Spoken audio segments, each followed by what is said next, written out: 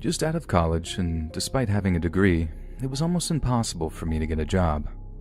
Day after day, week after week, I sent out my resume to every game developer and computer company in the country and a few in Europe and Asia. 6 months into this, my money was running very low. This was when I was forced to face the facts. I needed a job immediately, and it didn't matter where and for how much. Just in time, I found a job listing for a video game store at the mall. You know the one I mean, and the terrible stories you hear about them are almost always true. Because of my background in games, I was given an interview immediately and hired soon after. My first shift was the following morning. Other than a few hiccups along the way, it kept my head above water until I got on with Dell 2 years later. The meat of the facts began just before my second year was about to start. Because of the high turnover, I was made an assistant manager by month 9. None of my shifts were evenings, so I was tasked with keeping the younger employees in line, a job I never really took seriously since I was only a few years older than they were. I didn't care how they acted as long as they did their job. Around this time, a girl was hired that could have been my undoing. The second I saw her, I knew she would be a problem. However, it wasn't just her that was the source of trouble. Her super jealous boyfriend became a thorn in the side of every guy that worked with her, and sometimes just spoke to her. A shift of hers didn't go by without him showing up to check on her. Some nights, he would do no more than sit on a bench outside the store and watch her work, but anytime she would get too close to a guy for his liking, he'd approach them and physically intimidate the guy she was talking to. She never said a thing when this happened. I actually think she kind of liked it, but it would be what would push her away from him in the end. She'd worked at the store for a couple of weeks before someone showed her the hallways that ran along the back of every place. She took advantage of the fact he wasn't aware of them, and this turned out to be a big mistake. If any person reading this doesn't know what I'm talking about, pay attention. You're about to learn something.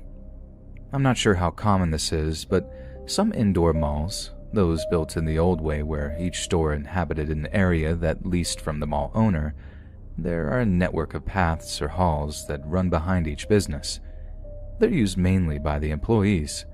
The system allows them to enter and leave their jobs without being seen by the customers. Although I'm pretty sure their intended purpose was to give janitorial staff an uncluttered pathway to maintain the spaces. That being said, in all my time at that job, I only saw a member of the cleaning staff a handful of times. Most of those times, they were sneaking a cigarette rather than working. Luckily, we could still smoke inside the building back then. No one said anything to the office if they caught you, probably because they were doing the same thing on their breaks. If we are all on the same page now, I'll get to the real story. Like I said, his jealousy, no matter how it turned her on, was at the same time pushing her away. On her breaks, she'd often sneak out the back and disappear for a while. Where she went, I had no idea or really cared. The boyfriend took forever to catch on, but when he did, he was super angry. She continued this routine for a few months, and just one day, she never came back to the store. I didn't attach any importance to this. It was during the holidays and work was a nightmare. It wasn't uncommon for employees to go on break after an especially hectic rush and not return. The turnover was simply that bad. Things got a bit more interesting about 4 or 5 days later. The police showed up and had some questions about her disappearance. I was like, disappearance? What's going on here? They then informed me that she had been reported missing the day after she bailed on work by her parents. She had never made it home, and they thought we may know something. The crazy thing was that when they visited her boyfriend's place to see if she was there, in addition to him not being there, after some digging, they learned that nobody had seen either of them for about a week. I was quick to make it clear that I didn't know anything. I had just assumed she got sick of the place and bailed. I guess they were happy with that. Never heard from them again.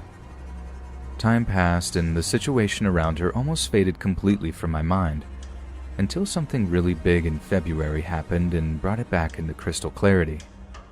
Some workmen were renovating one of the store's spaces for an incoming client, and once they had completed emptying the space of what the previous renters had left behind, they began the undertaking of finding the source of a terrible smell. Initially, it had been inferred that the smell was emanating from some old food products left behind in the space, but even after the clearing, the stink remained. The next theory was that an animal like a rat had died in the wall. It had happened before. So, before they went to the extreme of busting holes in the walls to find the source of the smell, they went next door to the adjoining space that was also empty and had been for some time. They spent close to an hour sifting through tons of old displays and leftover building materials. It turned out that the mall had been using this space for years as storage and the place was a mess. The two guys tasked with doing this were about to say forget it, when one of them stumbled upon the source of the stink, and it definitely wasn't a rat. Someone had taken a large piece of plywood and put it over a tiny little closet, thus making it invisible. The guy had caught on that the smell grew worse as he got closer to this board, so he pushed aside the heavy display rack holding the board against the wall, and as soon as he pulled back the board, he found what was causing it. The semi-mummified body of what looked like a female was lying on the floor facing the wall. It appeared the arid and dry Arizona heat had preserved the corpse and suppressed decomposition. This had to have been why it wasn't stinking up the entire mall and managed to remain hidden for so long. Naturally, the mall was alive with talk of who the body could possibly belong to. Numbers of people had just stopped coming to work one day or skipped out during their lunch. We'd gone through at least 15 people in the last year ourselves. When the answer came, no one could have guessed who it was. Early one morning, I was awakened by my manager with the news that Becky Morrison was the person they found in the empty store.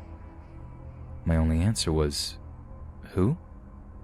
He reminded me that she was the girl with the crazy, jealous boyfriend that had disappeared just before Christmas. I hung up and went back to sleep. When I returned from my shift that night, it was the only thing anyone could talk about. The next question asked was, who did it? The overall favorite was the crazy boyfriend.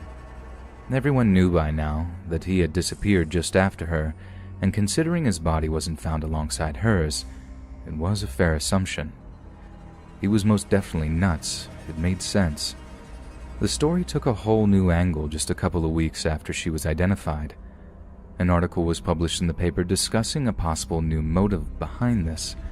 The police had recently received information that Becky had been messing around with a fellow mall employee during her breaks.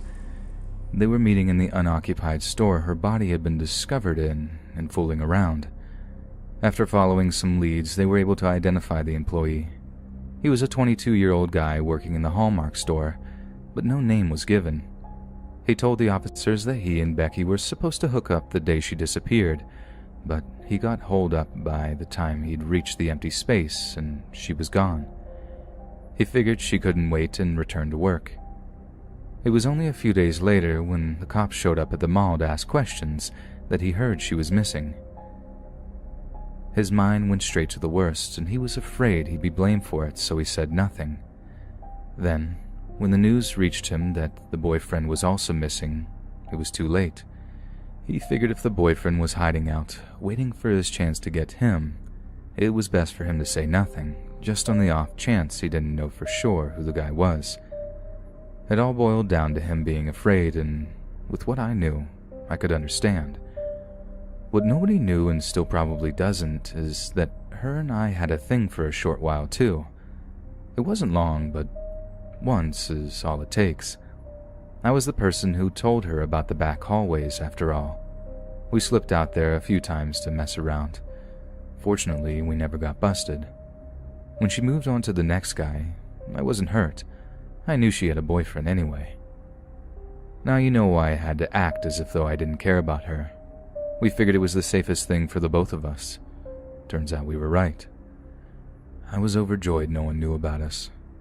If the dude was crazy enough to strangle her for cheating, which seemed to be the reason, he would no doubt come after the dude she was with. I felt sorry for the Hallmark guy. It wouldn't take much mental math to figure out who he was, if he didn't already know, and since they still haven't found him to this day, the fear of her boyfriend popping up out of nowhere and putting some holes in him must have been real strong. I know I was looking over my shoulder for several years after. The police have this theory that he may have ended his life not long after. There hadn't been any activity on his bank account or card for years, and I still wasn't taking any chances. 9 years later, a week doesn't go by that I don't think about her. An outsider may have seen her as an easy girl, but I still don't think of her that way.